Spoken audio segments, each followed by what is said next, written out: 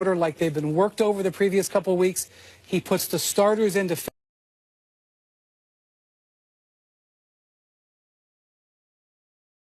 finish the game. They get wiped out by really San Antonio's B team. They're missing a bunch of their players. And, you know, it's like, wow, why would he do that? J.R. Smith, Jay Crowder, Isaiah Thomas defensively just getting destroyed. He did say after the game he's going to make changes, and that's what the front office has been pushing for. They really want him to shake things up. So Friday against Indiana, we'll see what he does. I'm not sure where they go from here because, I mean, what do? Do you put Jose Calderon back in the lineup? Because obviously they had their best stretch when he was there. I know they weren't playing quality opponents at the time, but they were winning games. I just don't know if shaking the lineup does anything different. Maybe put Tristan Thompson out there, a guy who can guard the pick and roll a little bit better, maybe defend the rim, rebound a lot better, go with him and Love, because that's what got them to the finals over the last couple of years with those two. So, but in doing so, I'm still not so sure it turns things around for him. I'm sure, and you alluded to it, the change has to be starting Tristan Thompson. It's not going to be Isaiah Thomas. You can't bring Isaiah Thomas off the bench because you're actually going to need his offensive productivity. And here's a couple of reasons why you bring Tristan in the game. For his rebounding, for his ability to do the intangibles, and also to increase his trade value. Right. If you're going to move him, you can't move him at this point of the season and get some sort of value of a productive player in return by the way he's playing, because he's having a bad season based on the way he's performed over the last couple of seasons and his cap number. I agree with both of you. I think they should do that. Here's the problem. They're about ready to trade Channing Frye to the Sacramento Kings if this trade goes through for George Hill. That means they'd have no backup big man if they start Kevin Love and Tristan Thompson together, other than rookie Ante Zizic, which I don't think he's ready to play. Their limitations on their roster are definitely an issue, which makes me think that there's a second move that the Cavs are planning to get another center or another big man in there if they're going to go to that lineup change. But I agree with you. Also, J.R. Smith, great guy. I love him. I respect him. Can't play him anymore. He's got to come out of the starting lineup. And whether you put in Kyle Korver or my feeling is rookie Cedi Osman. And the reason I say that is because at least Cedi Osman will play hard. One of the problems with this group right now is they're not playing hard. You know what? I've heard the rumors of these trades, George Hill, possibly DeAndre Jordan. Preach. I know where you're going. Let's just say they do get these two.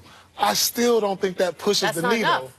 I don't think that pushes the needle. I don't think you're better than Golden State or the Houston Rockets or maybe even OKC when you do that move. So if this is not a move that you can't say, oh, they can get over the top right here, such as a DeMarcus Cousins, then you like, okay, they got a shot. If it's not a move like that, I think you stand pat. Yeah, at what point do you, as an organization, as a team, just sort of look at what you have and what you could potentially bring in and say, none of this is enough, we just need to blow everything up and start over, and if that means something drastic, it means something drastic, because as constructed, that won't get it done. Well, I certainly think that they can do some things to tweak the roster. By the way, PP, no talks with the Clippers right now. So DeAndre Jordan, Luke Williams, I see those rumors out there. Cavs aren't talking to them, okay?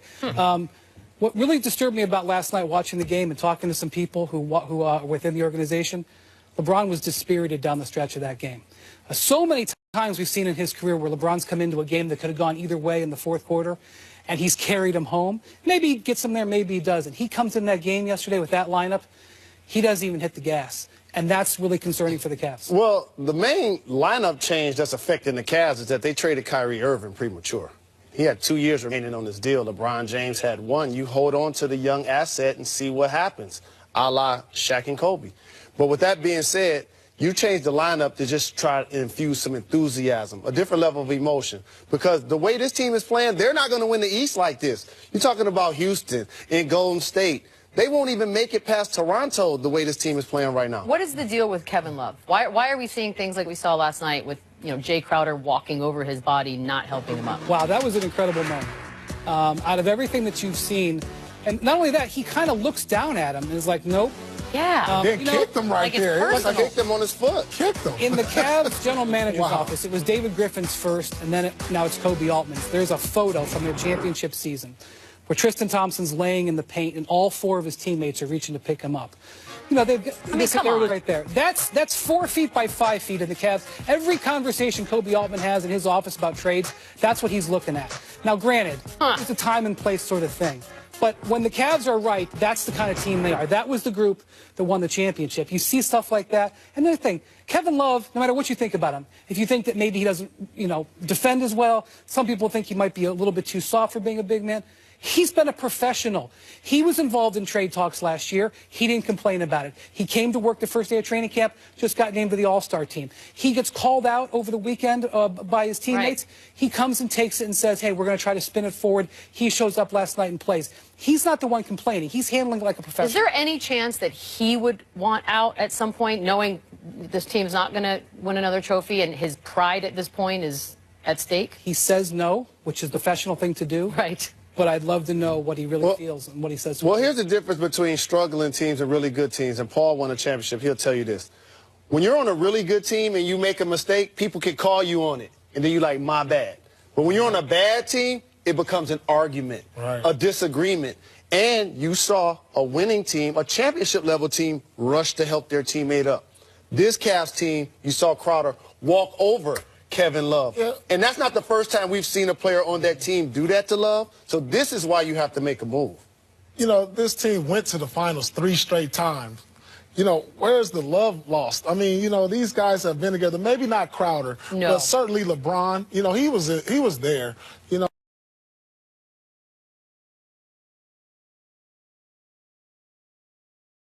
All right, that look, we're the best team in the East. We can get back to the finals. Let's not worry about regular season. There's times where they're coasting, but guys, we'll pick it up when the time's necessary. But you don't have that feel that they can do that this year. They're 29th defensively. They're one more bad quarter from being 30th defensively. Yikes. I mean, even when they give effort defensively, they're a bad team defensively. Right now, they're not giving effort. They don't have the margin for error to push themselves. Last year, they were the 22nd defensive team, but they were coasting. So in the playoffs, when they hit the gas, they moved up to being a halfway decent defensive team. This year, look at where they are.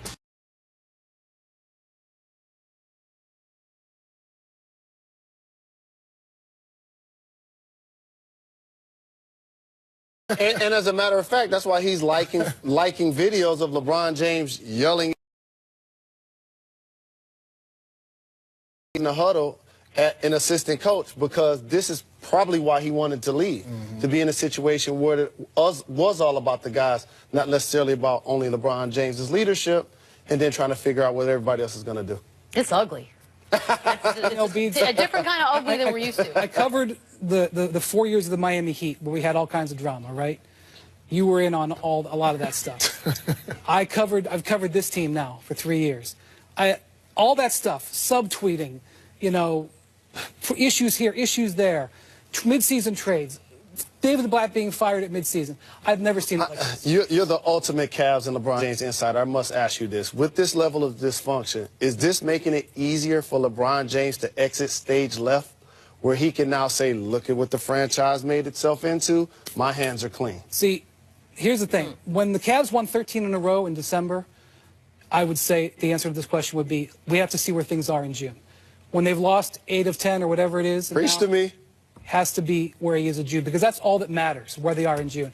That said, LeBron knows that they could have had a trade for Eric Bledsoe and Paul George. Didn't get done.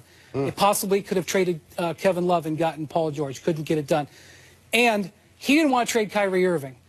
And they had 2 bites at the apple, because after the Kyrie trade happened, they saw Isaiah Thomas's, and they had his MRI, and they had 3 days where they could have pulled it back, and they still did it. Now, here's what Dan Gilbert would say if he was sitting here and being honest. He would say, I needed you to commit LeBron to next year, and then we could have done those trades. But at the end of the day, LeBron has earned the right to have options. And all the difficulties that LeBron gives you, issues in the locker room, not committing, they're all worth it. If you have LeBron on your team, you know. And so it's a chicken and egg thing, but ultimately the Cavs are responsible. And LeBron's sitting there every day saying, I could have Paul George on my team. I could have Eric Bledsoe on my team. Right now I have a guy I've never met, Isaiah Thomas, who's a shell of himself, and Jay Crowder, who's having the worst season of his career. I mean, Paul George on the Eastern Conference team would have been an all-star. Could have said that. True story. Let's turn the spotlight back